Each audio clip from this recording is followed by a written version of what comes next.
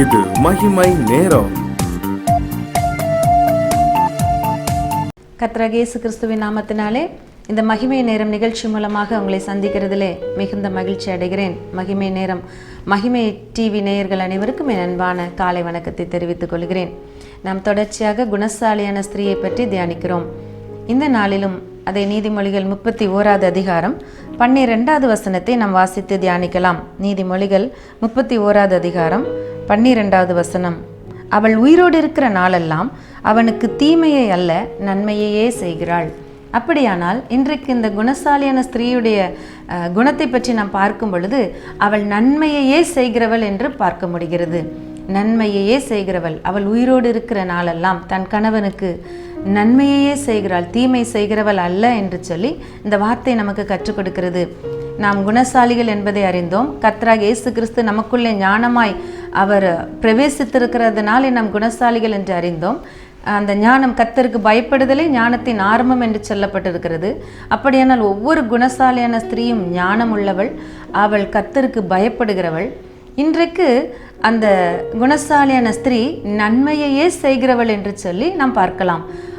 எப்படி அவள் நன்மையை செய்கிறாள்? எப்பொழுதுமே ஒரு கணவன் மனைவியாக ஒரு குடும்பத்தை நாம் எடுத்துக்கொள்வோமானால் ஒருவர் மேல் ஒருவர் அன்பாக இருக்கும்படி கர்த்தர் இதை ஏற்படுத்தி இருக்கிறார். ஆகவே இயல்பாகவே ஒருவருக்கொருவர் நன்மை செய்கிற குணத்தை கர்த்தர் தந்திருக்கிறார். இந்த குணசாலியான ஸ்திரீ உயிரோடு இருக்கிற நாள் வரைக்கும் எப்பொழுதும் தன் புருஷனுக்கு நன்மையே செய்கிறாள் என்று சொல்லப்பட்டிருக்கிறது.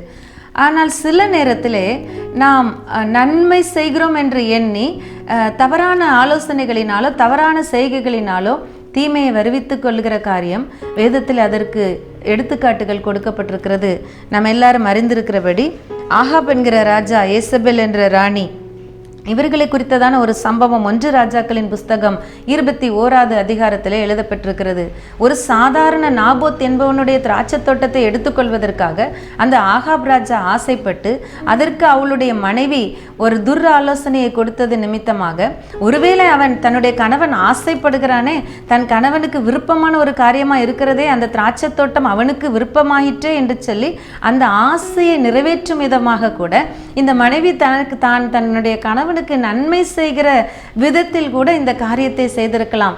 ஆனால் நாபோத்தை கொன்று போட்டு அந்த திராட்சை தோட்டத்தை எடுத்துக்கொண்டது நிமித்தமாக அவர்கள் தங்களுக்கு சாபத்தை வருவித்துக் கொண்டார்கள் என்று சொல்லி அந்த சம்பவத்திலே நாம் காண முடியும்.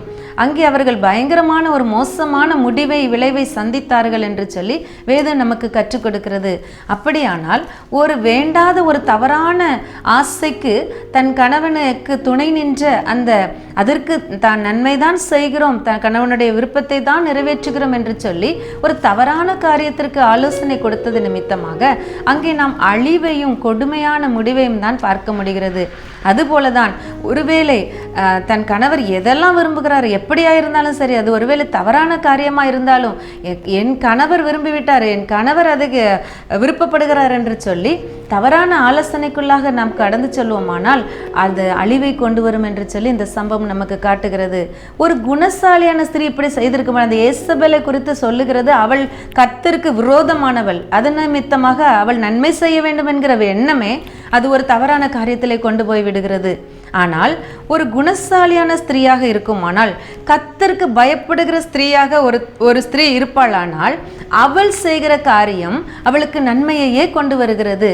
இதை நாம் நாபால், அபிகாயில் இந்த தம்பதியினுடைய வாழ்க்கையிலே நாம் பார்க்க முடியும். இவர்களும் பெரிய செல்வந்தர்கள், நல்ல வசதி வாய்ப்புகள் உள்ளவர்கள், வசதி படைத்தவர்கள். இவர்களுடைய காரியத்தை நாம் பார்க்கும் பொழுது ஒரு முறை ஆடுகளை இவர்கள் மயிர்கத்தித்து கொண்டு இருக்கிற அந்த ஸ்தலத்திலே தாவீது தன்னுடைய வேலையாட்களை அனுப்பி அவர் வனாந்தரத்திலே அலைந்து கொண்டு இருக்கிறதுனாலே பசியின் நிமித்தமாக ஏதாவது இவர்களிடத்திலிருந்து உதவி கிடைக்கும் என்று எண்ணி தன்னுடைய ஆட்களை அனுப்புகிறதை நாம் பார்க்க முடியும். ஆனால் வந்த ஆட்களை இந்த நாபால் அவர் கடினமாக நடத்தி பொல்லாத உத்தரவு சொல்லி திருப்பி அனுப்பி விட்டு விடுகிறார். இது அந்த மனைவி அபிகாயிலுக்கு தெரியாது. ஆனால் இவள் அதை பின்பு கேள்விப்படுகிறாள். இப்படி தாவீதினிடத்திலிருந்து ஆட்கள் வந்தார்கள், தாவீது கர்த்தரால் அபிஷேகம் பண்ணப்பட்டவர், அவரிடத்திலிருந்து வந்த ஆட்களுக்கு உதவி செய்ய மனதில்லாமல் இவர் இப்படி முறையில்லாமல் நடந்து கொண்டார் என்கிற செய்தியை இவள் கேள்விப்படுகிறாள். கேள்விப்பட்ட உடனே தன்னுடைய கழுதையின் மேல் சேணம் வைத்து தாவீதுக்கும் அவனோடு கூட இருக்கிற ஆட்களுக்கும் பசியாரவும் அவர்களுக்கு போஜனம் கொடுக்கவும் தக்கதாக வேண்டியவைகளை எல்லாம் சேகரித்து ஏற்றிக்கொண்டு உடனே புறப்பட்டு செல்லுகிறாள். சென்று அந்த இடத்துல தாவீதை சந்தித்து அவள் பேசிய சம்பவங்கள் 1 சாமுவேலின் புஸ்தகம் 25வது அதிகாரம் நீங்கள் எடுத்து வாசித்து பாருங்கள். முழுவதுமாக அந்த சம்பவத்தை நீங்கள் படித்து பாருங்கள்.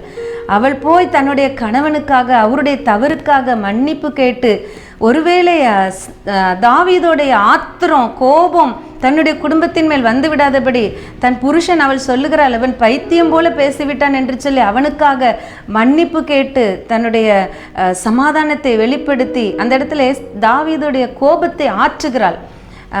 இது விதமாக பேசுகிறாள். நீர் ஏன் இப்படி ஒரு சாதாரண ஆளோட வந்து யுத்தம் பண்ணி நீர் ஏன் உமக்கு பொல்லாப்பை தேடிக்கொள்ள வேண்டும்? அந்த இரத்த பலி எதுக்கு உமக்கு? அந்த பழி வாங்குற காரியம் உமக்கு வேண்டாம். நீ ஒரு நல்ல ராஜா, நீர் உயர்ந்த ஸ்தானத்தில் இருக்கிறவர், உமக்கு வேண்டாத இந்த பழி வேண்டாம் என்று சொல்லி நல்ல முறையிலே, அதாவது தன்னுடைய புருஷன் அவருடைய சுபாவம் சரியில்லாத சூழ்நிலையிலும் அப்போ எப்படி இந்த பெண்ணை அவர் நடத்தியிருப்பாள் என்று நமக்கு சற்று யோசித்து பார்க்கலாமே. இன்றைக்கு நாம் சொல்லுகிற என்னுடைய கணவன் சொல்லுகிறதுக்கெல்லாம் சரி என்று சொல்லிவிட முடியாது. அவருக்கு நான் எப்பொழுது நன்மையை செய்து கொண்டு இருக்க முடியாது. ஏனென்றால் அவர் சரியானவர் அல்ல என்கிற மாதிரி நிறைய பேர் நம்முடைய நியாயத்தை பேசுகிறவர்களாக இருக்கிறோம். ஆனால் பாருங்களேன், இந்த இடத்துல அவள் அருமையாக தாவீதினிடத்தில் போய் பேசினது நிமித்தமாக தாவீது தன்னுடைய கோபத்தை விட்டு திரும்பி அந்த இடத்துல அவர் இந்த குடும்பத்திற்கு விரோதமாக வந்து விடாதபடிக்கு கர்த்தர் அதை தடுத்து போடுகிறார். ஆனால் அதன் பின்பு நாம் பார்க்கிறோம், இவன் தானாகவே தன்னை கர்த்தர் வாதித்ததுனால இவன் செத்து போகிறான் என்று சொல்லி பார்க்கிறோம்.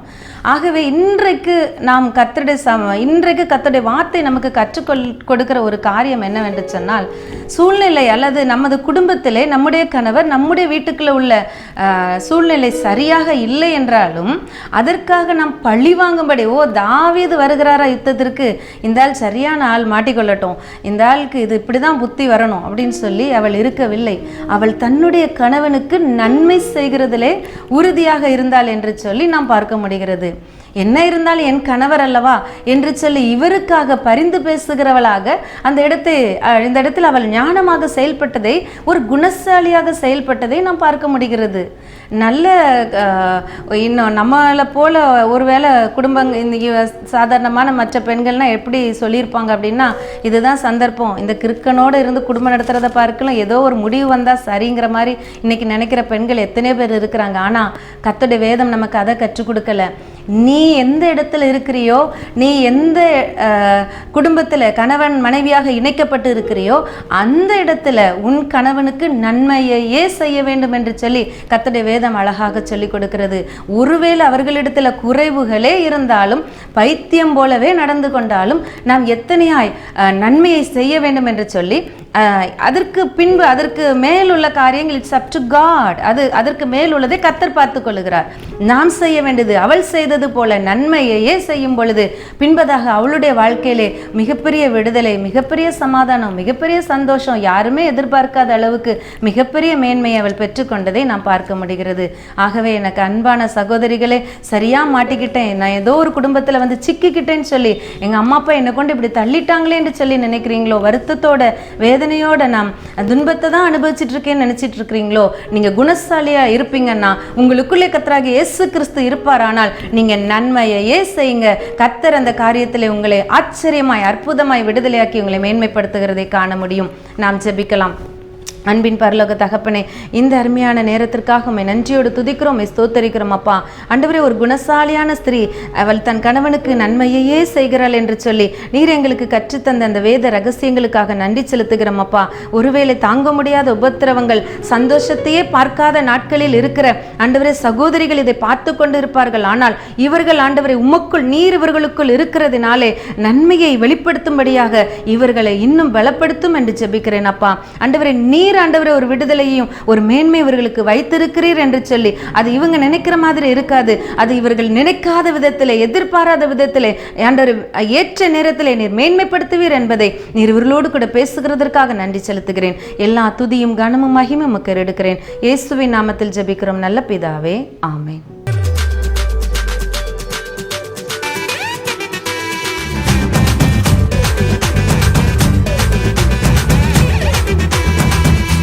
மகிமை மகிமை